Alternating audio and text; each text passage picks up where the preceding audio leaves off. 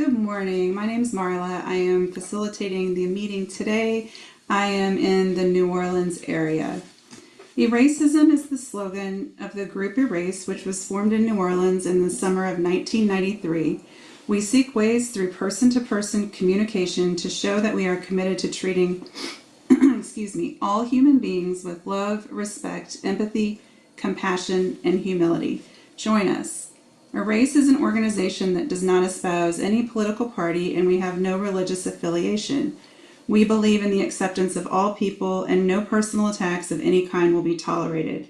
We come with the intention to listen, learn, and not to argue. We begin today by acknowledging that what we know as the United States is the ancestral and unceded territory of many indigenous peoples, and that there are many more nations and tribes that could be named here. Members of our meeting group today are on the lands of the Chitimacha and Choctaw in New Orleans, the Creeks and Cherokees in Atlanta, the Tonkawan, Lipan, Apache, and Comanche in Austin, the Lenape and Piscataway in the Washington, D.C. metropolitan area, the Wampanoag and Nipmuc peoples in Boston, the Coahuila and Mojave in Riverside, and the Lumbee in Fayetteville. We thank their ancestors for being stewards of these lands through the generations and through today. We need to protect and honor the history and the people of these places. Despite centuries of colonial theft and violence, we should always remember that we are all still on indigenous land, and it will always be indigenous land. Okay, in a moment I'll have everybody introduce themselves, but first I will just ask that everybody keep themselves on mute unless you are speaking. I'll be keeping a list of people who would like to be able to speak, so if you want to be on that list, please just put up one finger and I will add you. You'll get 2 minutes for each turn. At that time, please respect and don't interrupt the speaker. No side comments, no personal attacks, no name calling. And if while someone is talking you have questions or you need clarification, you can ask a clarifying question when the speaker is done talking. And to do that, you need to raise 2 fingers, at which time I'll let you know you can ask your clarifying question. There are 2 clarifying questions allowed per speaker. Okay, the purpose of the topic, I am like everybody, I think, distressed by the ongoing femicide that's occurring in our world. And this is nothing new, as we know, but certainly it has come up in the news more frequently over the last few months. So I thought it timely to have an article about the same topic, specifically focusing on Black women. So that is essentially why I brought forth the topic. At this time, I'll go around and ask everybody to introduce themselves when I call on you. Oh, Phyllis. Good morning. I'm Phyllis. I'm in New Orleans and I've been coming to Erace since the summer of 2008. Thank you. Richard. Good morning. It's Richard, also in New Orleans, and been with the racism since its beginning in the early 90s. Thank you. Marion. Okay, am I muted? Nope. We Okay, can hear thank you. goodness. The notice came up on my screen, said you have no internet service, and that's ridiculous because I'm right here. Looks like you Anyway, have it. yes, that's what the message said, though. Okay, good morning, everybody. I was dreading at first when the note came up, but anyway, it's good to be here this morning, and I'm looking forward to the discussion. Thank you. Louise. Hi, good morning. I'm Louise. Marion, you can never believe everything you see on the screen, remember? That is true. I am in Austin now, but I started coming to the Erace meetings in New Orleans over 2 decades ago. And then Katrina kicked me out over here. So I'm here now. Thank you. Beatrice. Good morning, Beatrice here in East Point, right outside of Atlanta. Been an Erace member since 1994 when I lived in New Orleans and co-founder of Our Erace Atlanta. So glad to be here. Thank you. Okay, the list is open for anybody who'd like to have a chance to speak. Louise So and Richard. it reminded me of, well, femicide is happening, yes, Beatrice. and specifically the Native American women that is on my radar, the disappearing and the just no coverage, as you say, with Black women as well. It just brought back a lot of memories, and also the lady that was talking about domestic violence during her childhood, that also brought back lots of memories for me, my own personal memories. But yeah, it's never televised. It's not newsworthy, apparently, and yeah, that is shocking and disgusting. And yeah, hope something changes. Maybe that's it. Sorry. Yeah, thank you. Okay, Richard. Uh, yeah, am I unmuted? Okay, I guess I'll not intentionally, but I'll maybe stir the pot a little bit early here by bringing up the definition that the author had of femicide. I guess she wasn't the author. It was an academic woman that was cited for her definition of femicide as misogyny. I'm trying to say the word misogymatic murder driven not solely by gender, but by gender-based violence facilitated by structural racism. And it's the phrase facilitated by structural racism that, especially for the purpose of this discussion group, that I take a pretty strong issue with. Facilitated by structural racism, when we think about the unfortunate garden variety male on female lethal violence that's occurring way too often in this city and through cities throughout the country, whether it's African American man murdering an African American partner, which is, I think, pretty much often the case that is described in this article, that African women are most often murdered by their partners or by people they know. If you were to listen to the defense attorney, I'll bring it up in several contexts. If you were to listen to the defense attorney trying to defend the perpetrator in a trial of a African American woman killing his partner, given that you would have a predominantly African American jury, a jury of their peers, I don't think he would even begin to bring up structural racism as a justifiable defense for the murder. I'll get back on the list. Okay, that was 2 minutes. So you want to be added to the list again? Right. Okay. Beatrice and then Louise. Yeah, I found the article and the statistics quoted. They're so very, very disturbing. And of course, the fact that this is a silent public health crisis, the fact that we really don't know, the media doesn't cover a whole lot of it. And I think that so much, I'm thinking about the Fairfax situation where the Virginia elected official murdered his wife and then killed himself in the presence of their children.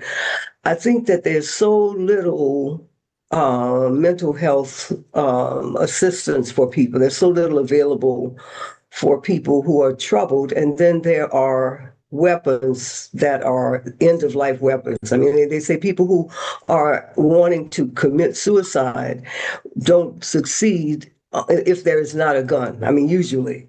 So there's so much. This is they're so complex. These kinds of this situation, and that females, 9 out of 10. Of course, know the person who has murdered them. So these are people living with a murderer, and either knowing it and not able to get away from it, not able to escape because for financial reasons, whatever.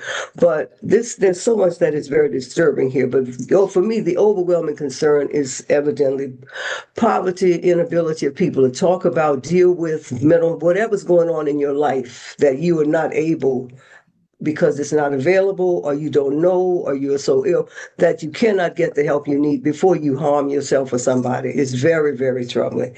And we do not know who is walking around amongst us who is carrying so much pain and trouble that they are willing to hurt themselves and others, or who is living in a situation that they cannot escape because in a situation that they may be harmed. And it's very disturbing. It's very disturbing. And wish that we had a better mental health system in this country to help people and fewer weapons.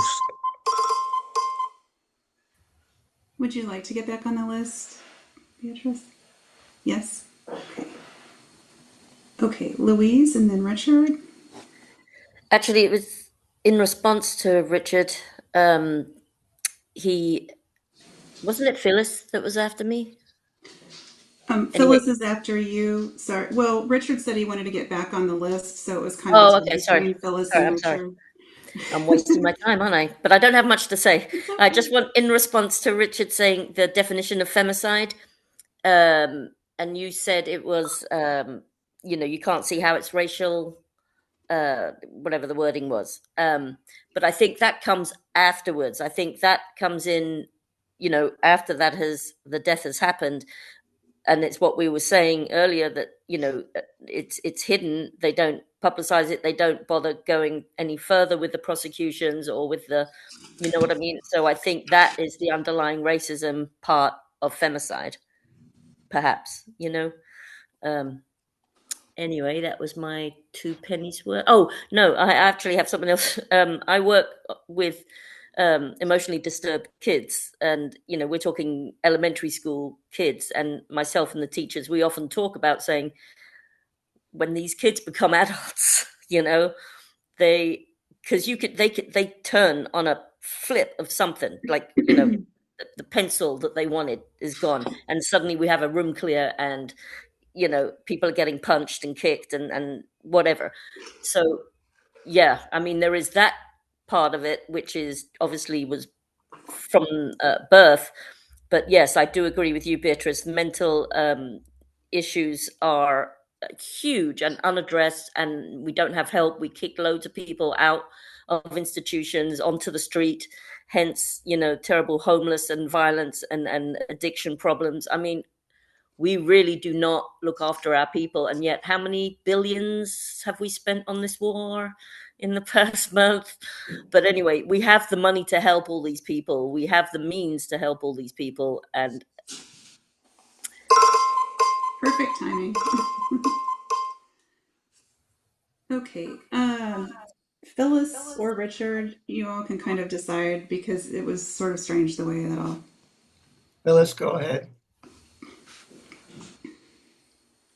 Well, I was going to say, I don't think that just because the concept of structural racism playing a part in the murders of women wouldn't be used as a legal defense doesn't mean that it isn't happening because of structural racism. There's a lot that happens because of structural racism that doesn't get used in court when there are cases that could be. I also want to point out that it isn't only African-American men killing African-American women, because people are in interracial relationships, and white men kill a lot of women too.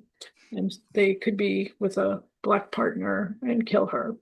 And yeah, what Beatrice said about mental health versus weapons, the Republicans always say it's not about the guns, it's about mental health, but they don't do jack you know what about mental health care in this country. They actually make it worse, as former Governor Bobby Jindal did.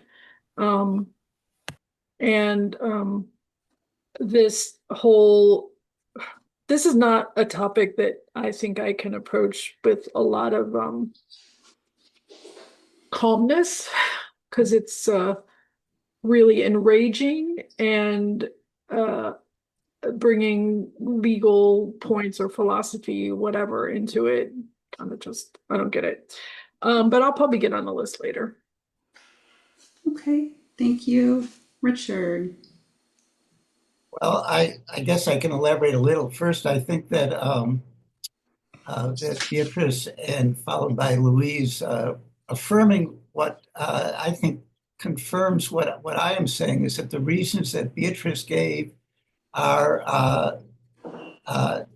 are not primarily structural racist in origin. These are, she mentioned class, which is significant, poverty, mental health issues, and something I strongly agree with are too ready access to guns, which is too ready in the entire population of this country. Together, that does not add up to structural racism being at the forefront, certainly, of describing why so many African American women are being killed. It is much more, I believe, as Beatrice is saying, it has to do with class, it has to do with poverty in many cases. But and the reason I bring up the legal issue is that the jury of the peers that decides on the fate of the perpetrators of these crimes is not, in their minds, many, and if it's jury of the peers, often the jury will be largely African American. They are not looking at, quote, structural racism as the reason that a particular crime was committed. It was committed for the reasons that Beatrice is talking about. And that to quote, play the race card, frankly, is, I think, is wrong, and it's not credible. So you can, the fact that this academic added facilitated by structural racism is kind of almost a throwaway.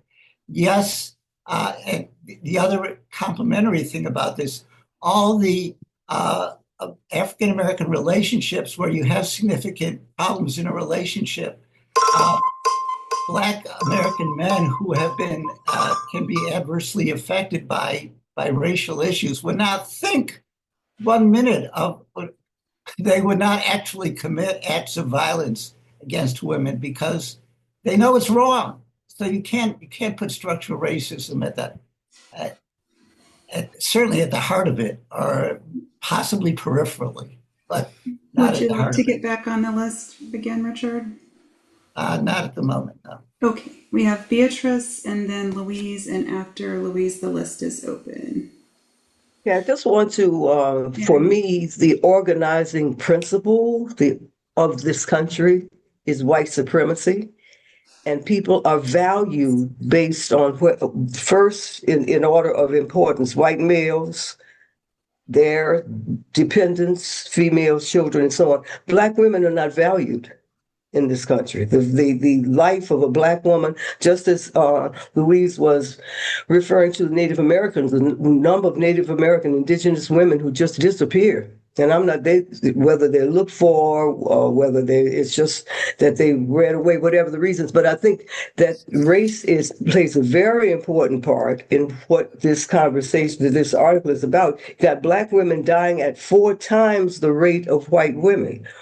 What is that? 14% of women in this country are Black, but 30% of them are murdered by men. So the race is, again, the fact that the organizing principle that of this country, I firmly believe, is white supremacy. And the further you fall away from the valued person, the white male, the less value you have in this country. And the fact that this silent crisis, and the fact that also maternal morbidity was mentioned too as a way that women are dying. So that this is tied together: weapons and poverty and race and who's valued. The fact that media does not pick up on so much of this if the person is not really very high profile. I think all these things come in together. I used to teach students when I was a principal in conflict resolution strategies. So many people do not know how to resolve conflicts, do do not know, everything becomes a great something that we either fight with, fight about. You can finish your thought if you'd like, your sentence. Just that there's so much education, there's so much we need to do that gives people the tools to handle anger, resentment, disappointment, that kind of stuff. And we have work to do. Thank you, Beatrice. We have Louise and then Marion and Phyllis. Louise? Unfortunately, they're changing a lot of what we can teach in schools, and that kind of really useful things is not considered necessary. But putting up the 10 Commandments on the wall now, and again, no offense, Beatrice, but that's really not something that is. Anywho, I'm getting away from the point. Richard, again, you mentioned that poverty and class were not, prone to racism, but surely I would think class and poverty are definitely because of, or not because, just because, but there is a huge amount of racism that has maneuvered those people into that situation. So yeah, racism definitely is part of it. That's it. Thank you. Marion, you have 2 minutes. Okay, this made me think of several things related to race, and my take on it is all boils down to good old-fashioned racism. There was a young woman who came to New Orleans to visit. She was a tourist. I can't remember which state she came from.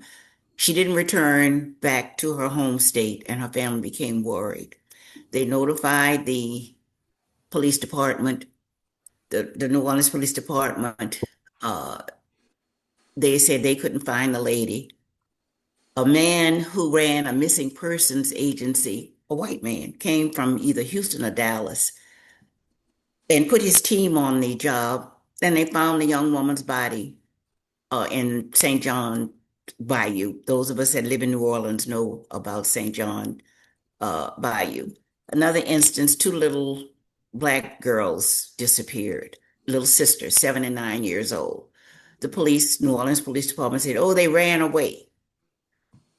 A neighbor in the Lafitte Project was out one Saturday morning early and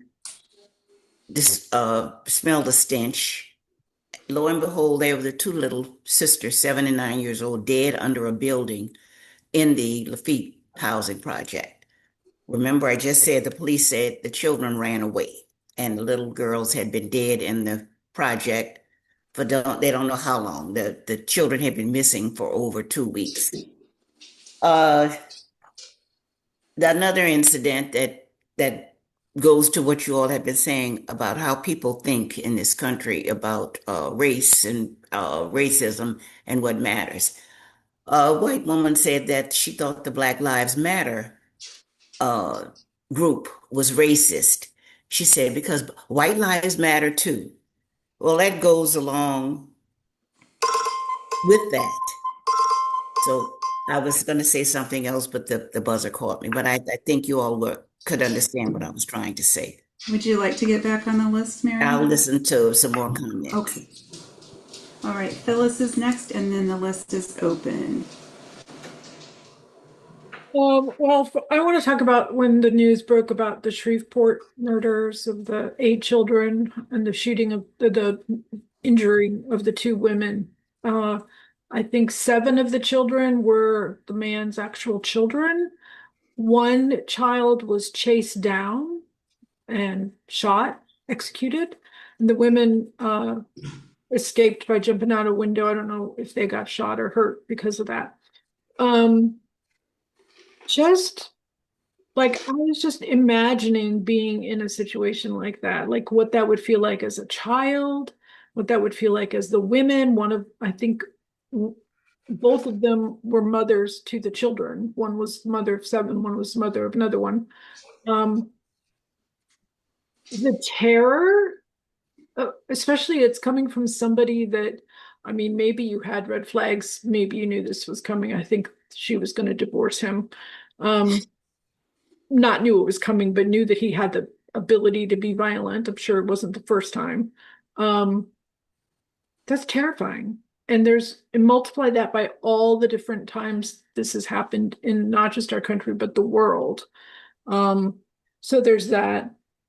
It's clear if you pay attention that women are really dehumanized, all women, especially Black and brown women, of course.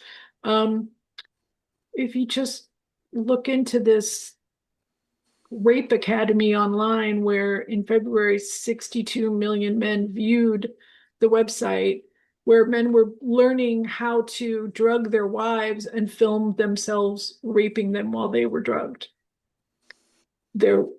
This is a real thing.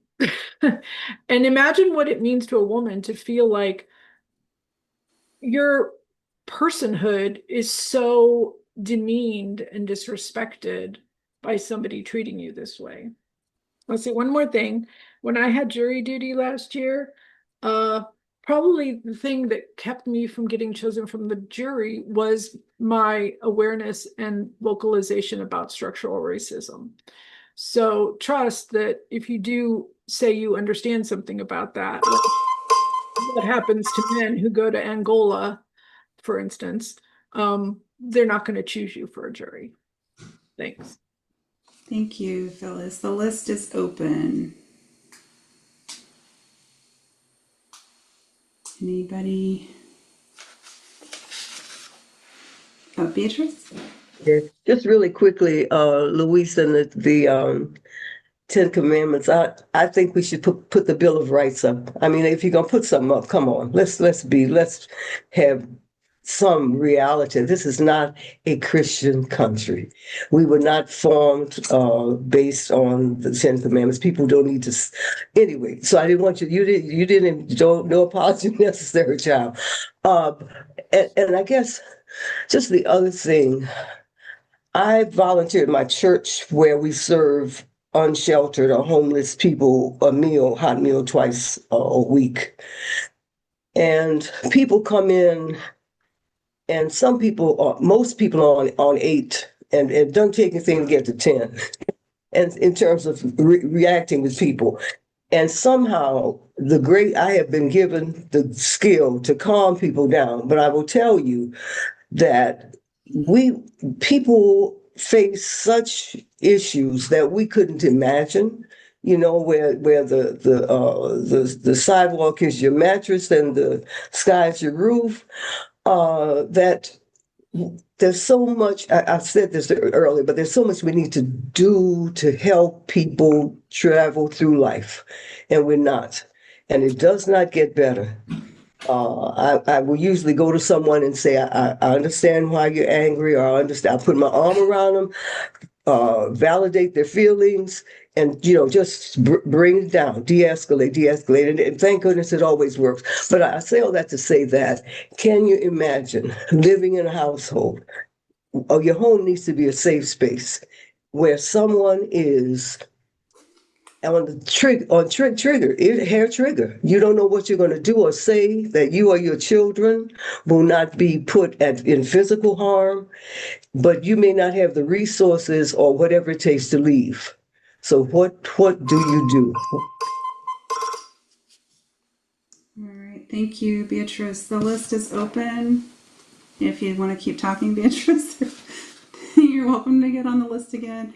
But it is wide open. Nobody is on it yet.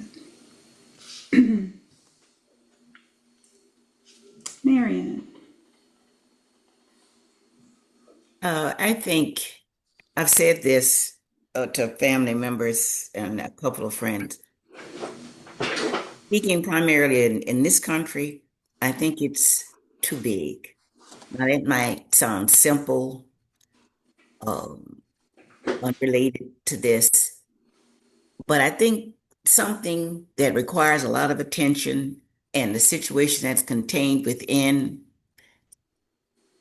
it's too big to handle. And it made me think about years and years ago when I first began teaching. I had 38 children in a classroom. That's too many children. And there was this constant condemnation, this constant pointing out about how the test scores have to rise.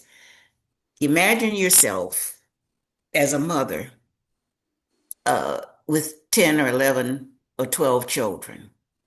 That's a lot of children. So 38 kids in a classroom is too much for one person. And it took them forever to realize that perhaps that the teacher needed some assistance. That came along when I was about to retire from the classroom. And I think the same thing is true of this country. And I know I might be rambling, but this is what I believe.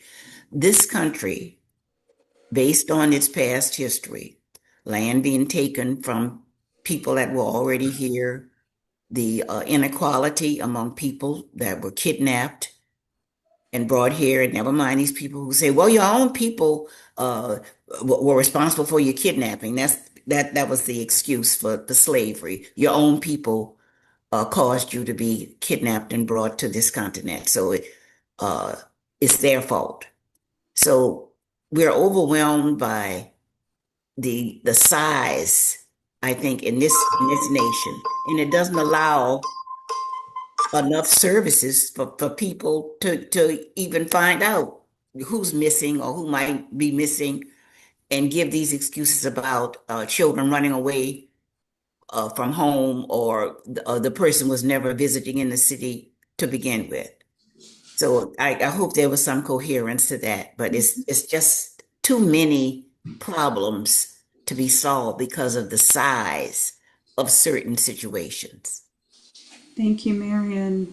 Anybody want to get on the list? Louise. Just to mention also about women who are in abusive relationships, they often feel that they are, they brought around about the rage and the problems. They don't think they deserve anyone better. They have a very low self-esteem, obviously. I mean, I'm not talking about every case, but I'm talking about many cases that they just feel that that's what they deserve, that's their place, and that they caused all of this. And again, it's coming from a place where I was one of 8 children. My mother was physically and mentally abused all throughout our childhood. So, and she could, what's she going to do? Take 8 children on the bus to go? They didn't really have proper, women's shelters, or at least she, wouldn't know of it. And plus, what, you take 8 kids with you? I mean, it's, yeah. Anywho, that was all I was going to say. Thank you, Louise. Glenn, it's your turn, and then the list is open after Glenn.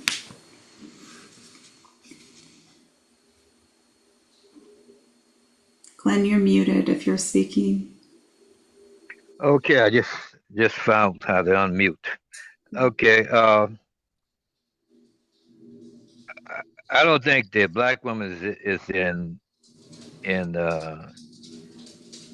a worse of shape.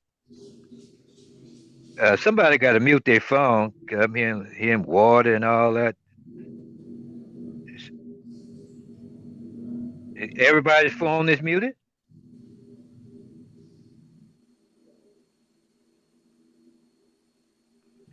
Okay, all right. I would say that black people as a whole, and mostly the black men, are really in this most serious trouble than the black woman. In the last it from 2020 to 2024, 48,000 firearm homicides has been recorded of black men. That is outrageous. So the problem is it's not gender based. It is based on there is a problem in the black community, how they devalue themselves. So I'll just leave it at that. Okay, thank you, Glenn. The list is open.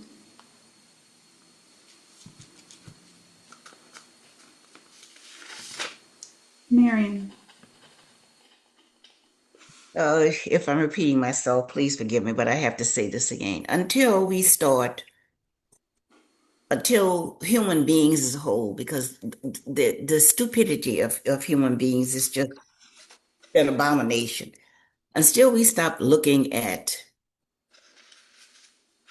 physical characteristics, the melanin in a person's skin, Louise. something that's superficial, and just look at a person as a human being.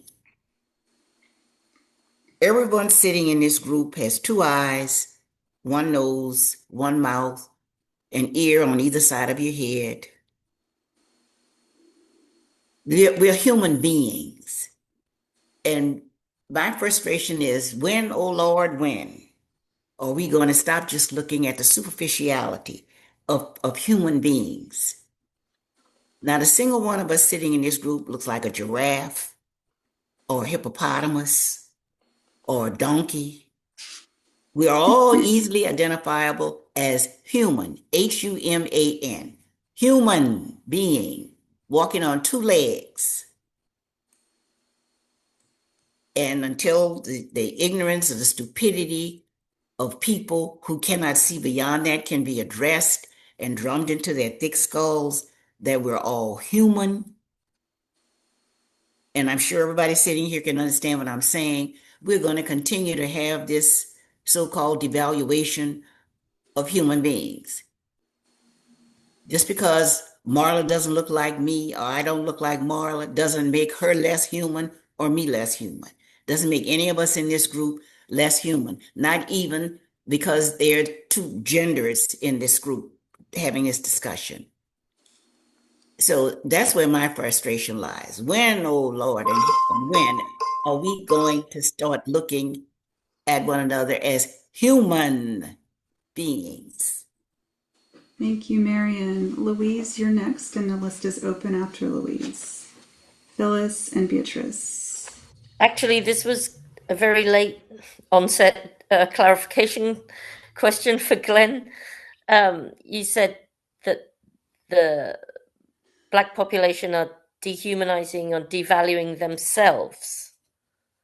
So do you mean they're devaluing themselves and hence there are more killings? I didn't quite understand. And why do you think they are devaluing themselves? Well, yes, they are.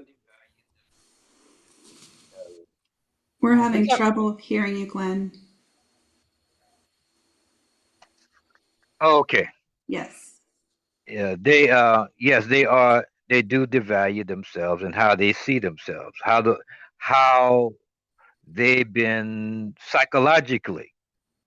It's a lot of psychology has brought them to this. Uh, Seeing first of all who they pray to looks like a white man. They Jesus, the one they love the most, Jesus Christ, the only human that ever loved them, uh, their savior, was a white man. So they that's part of our psychology of how we view ourselves and how the white man has taught us if the lighter skinned ones among us, the ones look more like Caucasian, they were given more privilege. So we begin to say, "You ain't nothing but a nigger." That's the kind of hate things we used to say about ourselves. You're nothing but a nigger. That you're not valuable at all. Uh, So that's what I mean. Did that answer your question, Louise? Not really. Anyway, and what you've mentioned was racism. That's that they think of that because of racism that's happened to them. Um, but it doesn't explain why they're shooting themselves up in your Well, you words. well you just don't understand what I just said. That's all it is. You don't understand what I just said. That's why you don't understand it. Yeah. Okay. Okay, Phyllis, you're next, and then Beatrice, and then the list is open. Oh, sorry, that was after. I'm awake now. I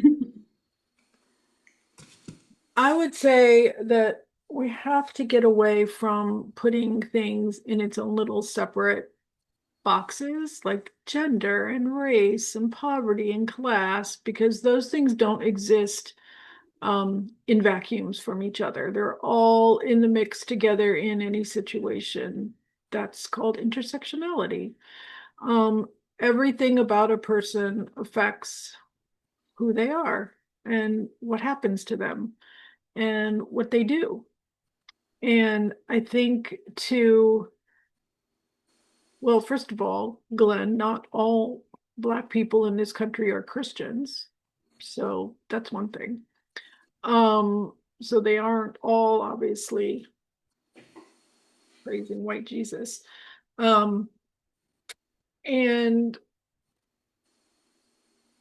I just think it's so easy to just take the tact that, well, it's just this one area of the person's life that is the reason they did what they did. And everybody, in my opinion, needs therapy in this country, especially, and maybe some medications. And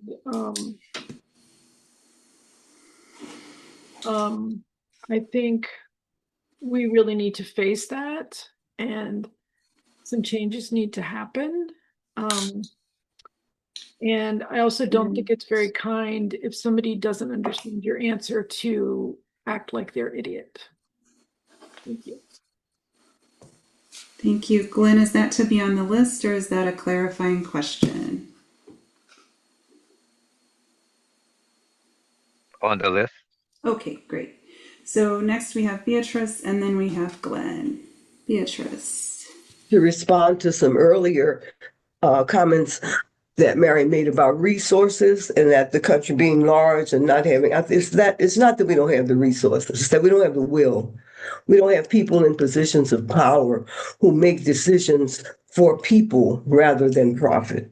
We do not have behavioral scientists, social workers, psychologists making decisions about budget, making decisions about values. You have a president who stands and says, well, I'm sorry, we can't do childcare and we can't do pre-K. We can't do all these things because we have to make bombs. We have to have bombs to defend our country. Really? The billions of dollars wasted killing somebody across the world in a war, and this is all off topic, that you don't know why you went in, you're not going to know when you achieve your goal, whatever it was, and you don't know how to get out of, and you say we cannot help people with their families. So it's a matter of will. You look at what Elon Musk did to the aid to the society that was helping people across the world get better water, women on the continent of Africa having maternity care, you look, just destroyed it. Chopping block, what do you call it? Wood chipper. These are people whose will it is only to make resources and money for themselves and profits for themselves and see no future for anybody except themselves. And so it's a matter of will. If we had focus and will and the real design, as I said earlier, people making decisions who make decisions based on what's good for people, not what's good for them, not what's good for profit, what's good for future generations, we would be in a better space. Yes. Thank you, Beatrice. Glenn, you're next. And then the list is open. What you white folks need to do sometime is close your mouth a little bit and open up your ears more. You want to tell a black person who was affected by the psychological warfare that was put upon them. You're going to tell them you understand it better than they do. And I can't, in this little short 2 minutes, explain to you all the different psychological warfare that went against us. When you used to watch television, you couldn't see no hero of yours on television. You only seen a black man with his eyes wide open and little Shirley Temple gonna be the hero, gonna save a big grown man. You know, you just it's so many psychological ways that we have been scarred that you can't even understand. That's it. All right, thank you, Glenn. Phyllis, you're next. Well, I just want to say that from the very beginning of this conversation, that seems what some of the men have been doing about the issues of women facing violence in their homes and in the society, especially Black women, and, saying that it's not happening to Black women as much as it's happening to Black men. And so I think that a lot of listening and a lot of empathy goes on in these meetings, from those of us with a lack of melanin. That's why we're here. And I think a lot of us understand the internalized racism and what causes it. And we know the history of, no role models and the firsts that have come way late in the game, such as presidents. And I don't think, well, to use your own words against you, Glenn, you seem a little emotional today. Thank you. Thank you, Louise. Sorry, that was, yeah, spot on. And I also think you weren't listening because that's not what I said. I didn't belittle, of course, I said it was racism. That's what got you to this place. I'm not dismissing any of the psychological racism that's been going on. Not at all, And so I don't think you understood what I was saying, perhaps. That it could be the possibility that, maybe you need to open your ears a little bit more. Perhaps just saying, it's just because we're women,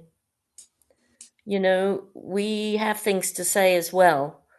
And just because we're white, obviously we haven't been living your life in your skin, but we're pretty intelligent people. I think everyone on this panel, and have done our research. And as Phyllis says, we wouldn't be here if we didn't care or didn't want to know or want to learn. That's in our mission statement, to listen and learn. Something I don't know, that's sometimes you forget that that's in our mission statement. Not to attack, no personal attacks. You've already called me an idiot or something, I mean, that's it. Thank you. The list is open. Or we can start to do wrap-ups. It's almost 11, but anybody else before we start wrap-ups? Richard.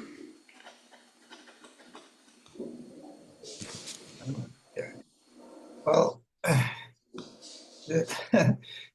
yeah, as usual, this discussion is going off in some provocative directions, but I think getting back to what was said in the original article and my initial statements that misogynistic violence, the key issue here is that it's misogynistic.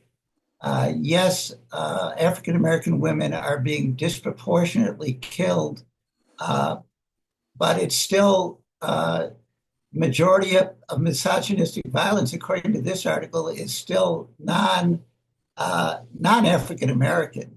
It may be racial minorities may bring it up higher, but it still is misogynistic. And the major issue is what in this society is causing such brutal violence against women in general.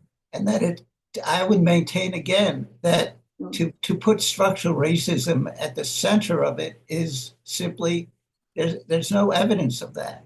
If it's peripheral, I'll go along with peripheral, but as I think as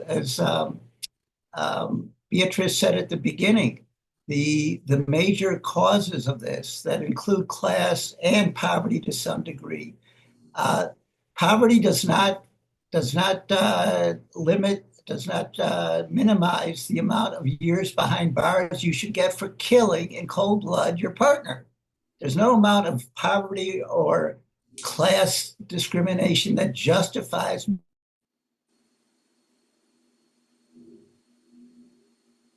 Oh, I think you froze, Richard. We can move on to Phyllis, and then if you unfreeze. Racism just is not a major factor in my mind. Okay, thank you, Richard. That was actually right at 2 minutes, except for the little part where you froze. Phyllis, you're next, and then the list is open for a couple more if folks would like to. So it says in the article, the second page, and while Black women make up roughly 14% of the US female population, in 2023, they accounted for nearly 30% of those murdered by men. I don't understand how that translates to anybody to Black women aren't the majority facing this danger. That's not what that's what that statistic says to me. And I don't think there's any way to argue that their race in this country, especially this country now, in our current mess, doesn't play a factor. Thanks. Thank you. Anybody else before we do wrap-ups? Okay. We can move on to wrap-ups. All right. Beatrice, you have a minute. And, in fact, unless anybody's opposed, we can give everybody 2 minutes since everybody spoke already. So, all those in favor? Okay. All right, Beatrice, you have 2 minutes. Yes, a really disturbing article, and another of the statistics that I've earlier referred to: Black women dying at 4 times the rate of white women. One has to be aware that race plays a part, and the position, the number of people, the poverty, the circumstances, the redlining, the whole mess of issues that have been thrown at African American people since we touched these shores has produced the difficulties that we so often find ourselves in. And so I just think we cannot separate. Phyllis mentioned intersectionality. All of this plays a part in what happens to the women that are talked about in this specific article. I wish that we had a better way of dealing with issues that hurt people. Because when a social issue gets a Black, this guy, Elijah Muhammad's grandson, wrote a book called the something of Blackness. I can't remember the title now, but he said when a social issue gets a Black face, the problem is their problem. They're the problem. The victim is the problem. When a social issue gets a Black face, in other words, if whatever the issue is, if it becomes Black, that is predominantly Black people, it becomes a problem of the people themselves, something they did or didn't do, the way they looked at life, the decisions that they made in their lives. And so we have to get away from feeling that, and we have to really work on doing better. That surprised me. Okay. Thank you, Beatrice. Louise, you have 2 minutes.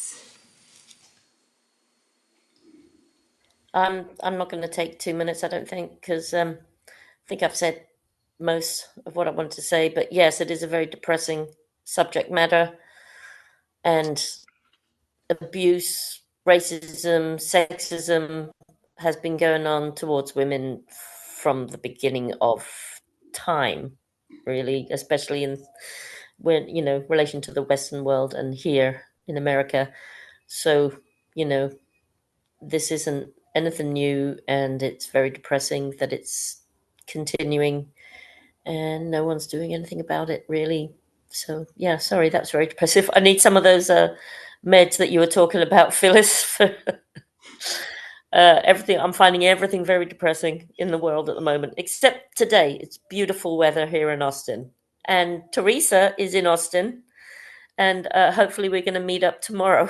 So that's something to look forward to. Anyway, have a great weekend. Thank you. Excellent. Okay, Richard, you have 2 minutes if you'd like it. Well, as usual, I go into these discussions not sure where they're going to go, and I really do appreciate the different opinions expressed here. I have to say again, dealing specifically with the article that we're talking about, and responding to Phyllis's view that she mentioned, and the article mentions 30% a disproportionate, yes, amount of African American women being violently killed by partners or people they know. 30% is not the majority. And it gets back to, again, the issues that Beatrice brought up initially, which, yes, historically have a racial component to them. But in this year, 2026, when you compare the reasons that a non-African American, European American man. Oh, you froze again, Richard. Let's see if you unfreeze. There's still about 55 seconds left. Which I don't think is a major issue here. It's more, as has been brought out, it's a sexual gender issue for the misogynistic violence. Misogynistic does not equal racial. Racial is a component.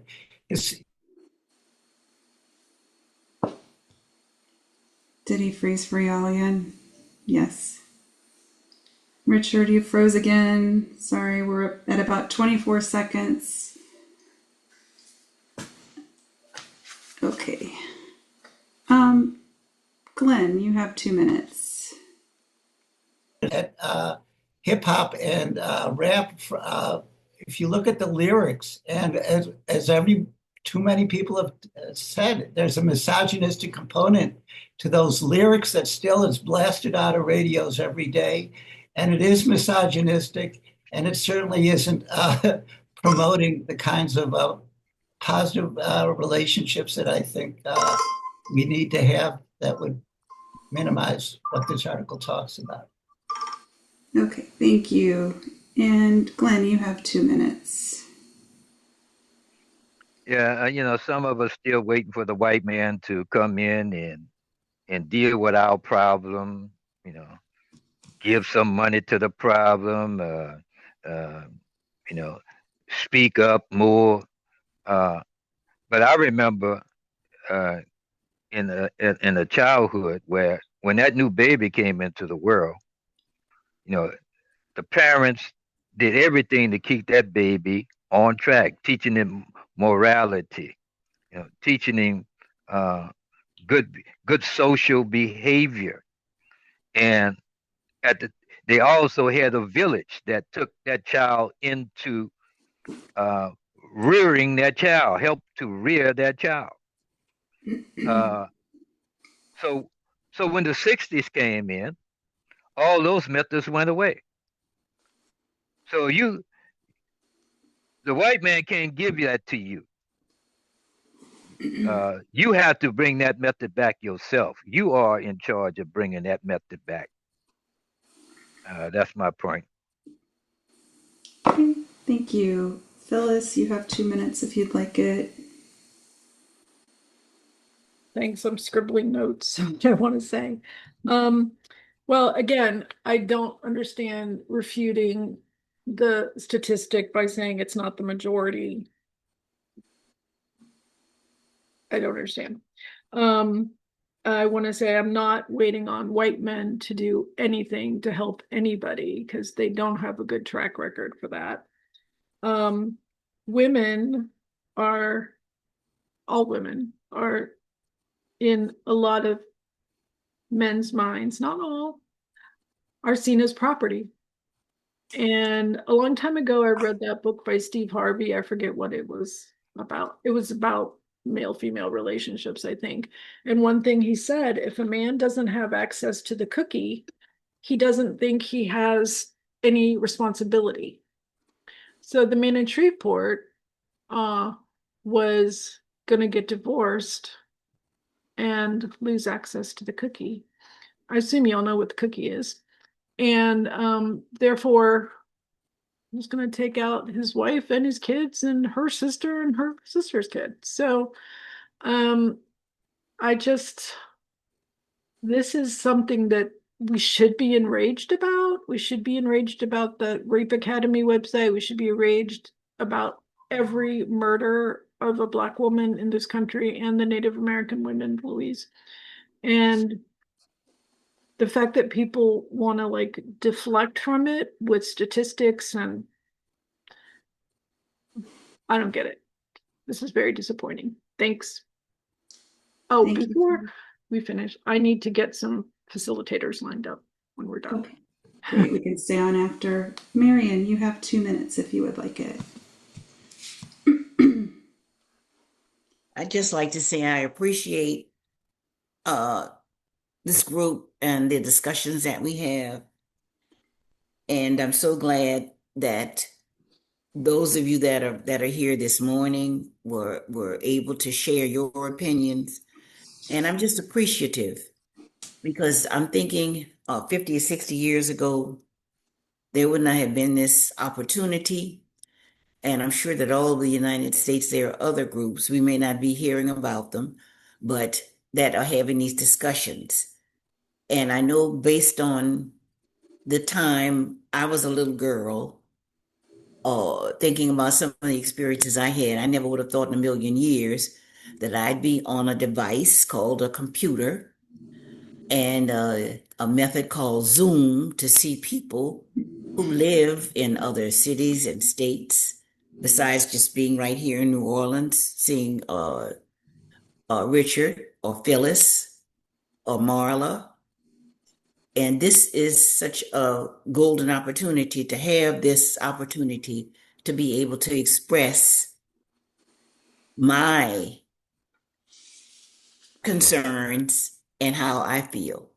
And I hope that we have many more opportunities like this to sit and see each other on the screen if we aren't able to see each other face to face and discuss such important issues that concern our existence here on planet Earth.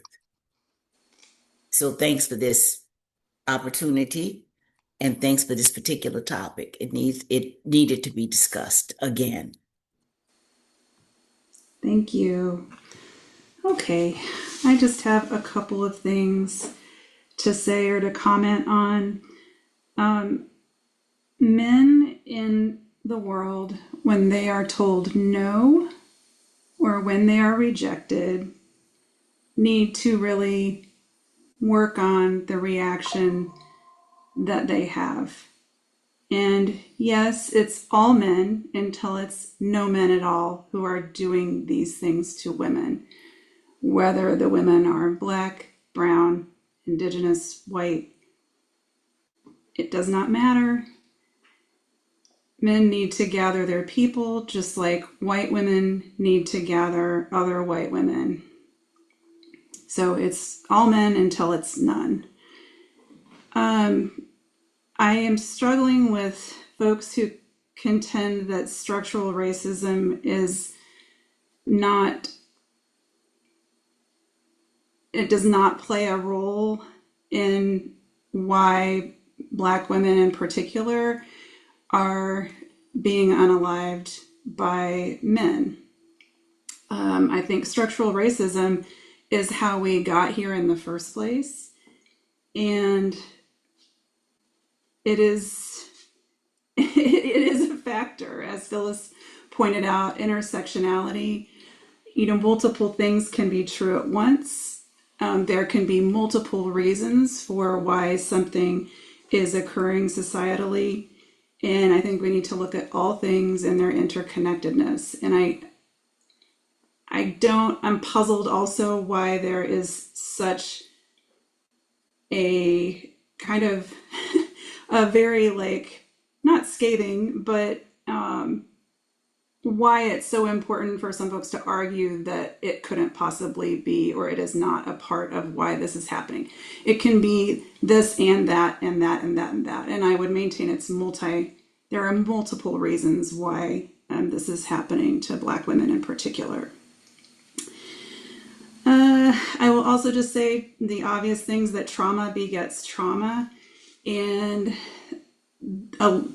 it's not an excuse for why men are doing the things that they do, but as Beatrice pointed out, it all does hinge upon how many resources are available to people and whether or not our country values everybody's lives and not just the lives of those who are wealthy billionaires. I would actually maintain we really don't value any life in our country at this point.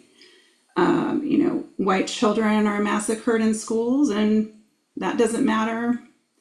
Mexican, Hispanic children, Salvadoran children are killed, and that doesn't matter. There are mass shootings at big events, and that doesn't matter. So all lives do not matter in this country, and it's very disconcerting, to say the least.